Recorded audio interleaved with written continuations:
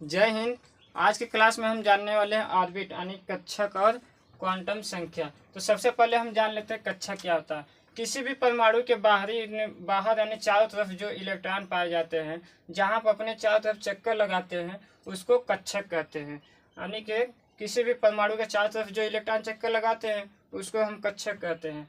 अब जान लेते हैं क्वांटम संख्या क्या होती है। क्वांटम संख्या किसी परमाणु में किसी भी इलेक्ट्रॉन को पूर्ण रूप से अभिव्यक्त करने के लिए या व्यक्त करने के लिए, अर्थात उसकी स्थिति और ऊर्जा को निर्धारित करने के लिए जिन संख्याओं का प्रयोग करते हैं उसे क्वांटम संख्या कहते हैं। इसे n से दर्शाते हैं, जहाँ पे n का मान 1, 2, 3 या 4 हो सकता है। यानी कहने का मतलब ये है किसी भी परमाणु के चारों ओर जो इलेक्ट्रॉन पाए जा रहे हैं, जो चक्कर लगा रहे हैं, तो वह किस स्थिति में पाई जा रही है, इलेक्ट्रॉन कहाँ पर सबसे अधिक है, कहाँ पर सबसे कम है, कहाँ की एनर्जी सबसे अधिक है, कहाँ की एनर्जी कम है, और कैसे चक्कर है, ये सभी बताता है क्वांटम संख्या। तो ये सभी ज्ञात करने के लिए अलग अलग तरीके से इसको डिफाइन किया गया है। तो सबसे पहले हम जान लेते हैं प्रिंसिपल क्वांटम संख्या। प्रिंसिपल क्वांटम संख्या क्या होती है? किसी भी प्रिंसिपल क्वांटम संख्या कोश या ऑर्बिट में कितने ऑर्बिटल हैं इसको भी बताता है। यानी प्रिंसिपल क्वांटम संख्या जो होती है, यह इस मान लीजिए परमाणु है, परमाणु के बाहर जो ऑर्बिट हैं, ये कक्षक को ही ऑर्बिट कहते हैं, कक्षक को ऑर्बिट कहते हैं। और इस ऑर्बिट के अंदर ये जो डिब्बा मिल रहा है ना, इसको ऑर्बिटल बोलते हैं, इसको ऑर्बिटल कहते हैं। यानी कि परमाणु प्रिंसिपल क्वांटम संख्या यह बताता है इस ऑर्बिट के अंदर कितने ऑर्बिटल हैं, उसको आपका प्रिंसिपल क्वांटम नंबर बताता है। जैसे निकालने के लिए n बराबर n स्क्वायर का फार्मूला है, तो n का मान हम रख देते हैं। यानी दूसरी कक्षा पहला, दूसरी कक्षा निकालने के लिए 2 का स्क्वायर कर देते हैं, यानी n का मान 2 है। दूसरी कक्षा है ना, तो ये n का मान 2 हो जाएगा, 2 का स्क्वायर 4। यानी कि दूसरी ऑर्बिट में कितने ऑर्बिटल हैं? 4 ऑर्बिटल हैं। देख लीजिए 1, 2, 3, 4 ऑर्बिटल है ना। तो यह प्रिंसिपल क्वांटम नंबर जो है, यह आपके कक्षा के अंदर उपस्थित उपकोश यानी कि ऑर्बिटल को बताता है। और दूसरा देख लीजिए azimuthal quantum number. Azimuthal quantum number भी वही बताती है जो प्रिंसिपल क्वांटम संख्या बताती है। यानी कि जो ये बताती है ना किसी भी ऑर्बिट के अंदर कितने ऑर्बिटल हैं, यह भी वही बताती है। लेकिन अंतर क्या होता है एजीमुथल क्वांटम नंबर में, यह उसकी 3D स्ट्रक्चर को बताती है। यानी कि ये प्रिंसिपल क्वांटम नंबर बता दिया कि ऐसे ऐसे पाया जा रहा है, तो यह भी बताता है, लेकिन वह उसकी कैसे कैसे पाई जाती है इसके साथ यह भी बताती है, उसकी पूरी 3D स्ट्रक्चर ही बता देती है। जैसे यह एल एन पर डिपेंड है, यानी कि जो एल का मान एजीमुथल नंबर है वह प्रिंसिपल क्वांटम नंबर पर ही डिपेंड करता है। यह 0 से लेकर के n-1 तक का मान बताती है। यानी कि आपका पहली कक्षा में होगा, पहली कक्षा में निकालने के लिए पहली कक्षा यहाँ पर मान रख दीजिए, पहली n बराबर 1, तो n-1 है, n बराबर 1 के हिसाब से n-1 कर दीजिए, 1 - 1 यानी कि 0 हो जाएगा।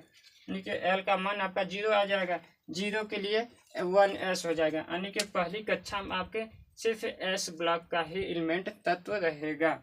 इसी तरीके से दूसरी कक्षा में देख लीजिए, दूसरी कक्षा में घटाइएगा ऐसे ही, तो आ जाएगा आपका 0 और 1। यानी कि इसमें 2 कक्षक ऑर्बिटल होंगे, क्योंकि इसमें 2 ऑर्बिटल होंगे। इस ऑर्बिट में 2 ऑर्बिटल होंगे, पहला होगा s के, दूसरे कक्षा के s के, और दूसरा p के होंगे। और इसी तरीके तीसरे आपका हो जाएंगे 3, जिसमें 3s 3p 3d आ जाएगा। और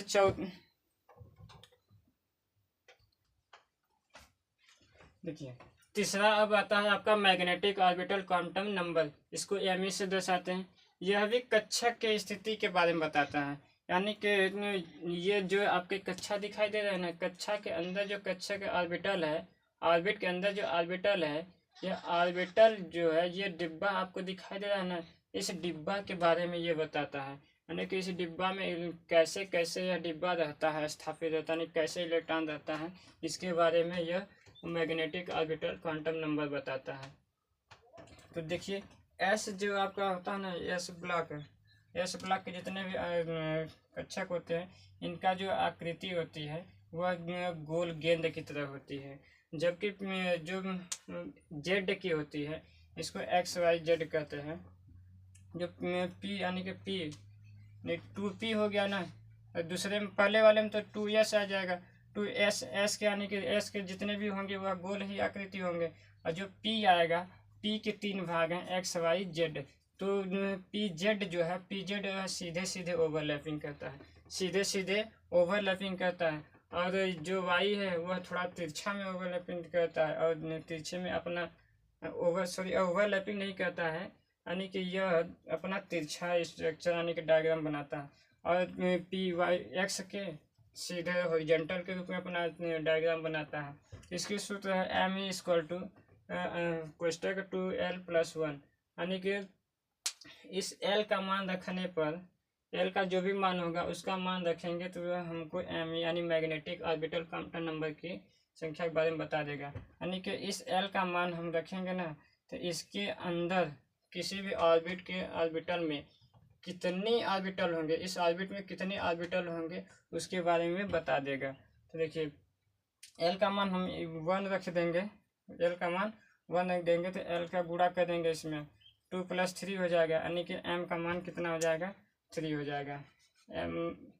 m का मान ±3 हो जाएगा, तो 3 आया, जिसमें आपका -1 0 +1 यानी 1 से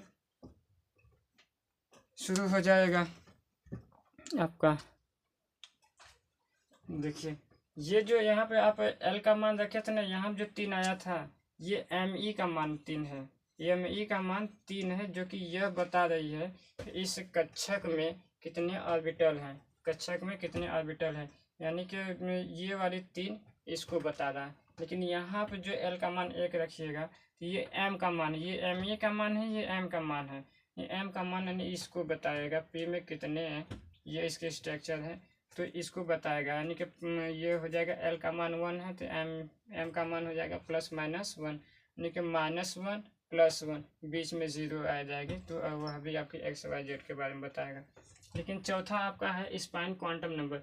स्पाइन क्वांटम नंबर इसको n से दर्शाते हैं। यह बताता है कि मान लीजिए ये इसमें इलेक्ट्रॉन पाए जाएंगे, इसमें एक इलेक्ट्रॉन पाया जाएगा ऊपर एक नीचे, एक ऊपर एक नीचे, एक ऊपर एक नीचे, तो ये जो इलेक्ट्रॉन पाए जा रहे हैं ये इलेक्ट्रॉन में कौन किधर घूमेगा, स्पाइन मतलब कौन किधर घूमेगा, किस दिशा में चक्कर लगाएगा, उसको बताता है चौथा स्पाइन क्वांटम नंबर। तो इसमें देखिए किसी भी इलेक्ट्रॉन, ये मान लीजिए आपका पहले इलेक्ट्रॉन है, पहले कक्षा के एस में एस ऑर्बिटल के जो है एक इलेक्ट्रॉन हो जाएंगे, और पी ऑर्बिटल के मान लीजिए हीलियम हो गया, मान लीजिए हीलियम दूसरे नंबर पे आता है, यह भी 2s में ही आ जाएगा, एस वाले ब्लॉक में ही आ जाएगा, एस वाले ब्लॉक में आ जाएगा, जिसमें 2 इलेक्ट्रॉन होंगे एक ऊपर एक नीचे। तो इसमें संभावना क्या बनती है, किसी भी कक्षा में संभावनाएं 2 ही प्रकार के बन सकती हैं, या तो पहले ऊपर हो जाएगा या फिर नीचे से होकर ऐसे घूमेगा, यानी 50-50% की चांसेस बन जाती है। देखिए जैसे यहाँ पे हीलियम में 2 इलेक्ट्रॉन पाए जाते हैं, इसकी डायरेक्शन जो है ऊपर की ओर है, तो ये क्या हो जाएगा क्लॉकवाइज घूमेगा, ये क्या होगा क्लॉकवाइज घूमेगा। लेकिन जो नीचे की ओर है वह क्या करेगा, वह एंटी क्लॉक घूमेगा, वो क्या है वो नीचे होने की वजह से वो एंटी क्लॉक घूमेगा, यानी कि यह घूमने की जो दिशा है वो 50-50% होती है। तो आप समझ ही गए होंगे कि ये प्रिंसिपल क्वांटम संख्या क्या बता रहा है, किसी भी ऑर्बिट, देखिए फिर से दोहरा देते हैं, प्रिंसिपल क्वांटम नंबर बता रहा है किसी भी एटम में जो ऑर्बिट है, ऑर्बिट के अंदर कितने ऑर्बिटल हैं, ऑर्बिटल को सिर्फ बता रहा है। और ये एजीमुथल क्वांटम नंबर जो है वह ऑर्बिट तो है ठीक है, ऑर्बिटल के 3D स्ट्रक्चर को बता दे, यानी कि कैसे कैसे ऑर्बिटल वहाँ पर बैठेंगे, यानी कि ये तो बैठ गए, अब कैसे कैसे बैठेंगे वो ये बता रहा है। और ये आपके मैग्नेटिक ऑर्बिटल क्वांटम नंबर जो है वह ये तो यहाँ बैठ गए, यहाँ पर बता दिया, यहाँ बैठ गए, और कैसे बैठ तो गए हैं ऐसे ऐसे रहेंगे, लेकिन किस दिशा में कौन रहेगा, किस दिशा में कैसे रहेंगे, ये वो बता रहा है मैग्नेटिक ऑर्बिटल क्वांटम नंबर। और आपका स्पाइन क्वांटम नंबर क्या बताता है? स्पाइन क्वांटम नंबर बता रहा है कि ये तो ठीक है आपने बैठा दिया, लेकिन कौन सा इलेक्ट्रॉन किस दिशा में चक्कर लगाएगा, उल्टा लगा रहा है सीधा लगा रहा है, उल्टा लगा रहा है कि सीधा लगा रहा है, वो बताएगा स्पाइन क्वांटम नंबर। यानी कि इसमें चांसेस जो होती है आपकी 50-50% की चांसेस होती है। आई होप कि आप लोग समझ गए होंगे। अब मिलते हैं नेक्स्ट क्लास में। जय हिंद।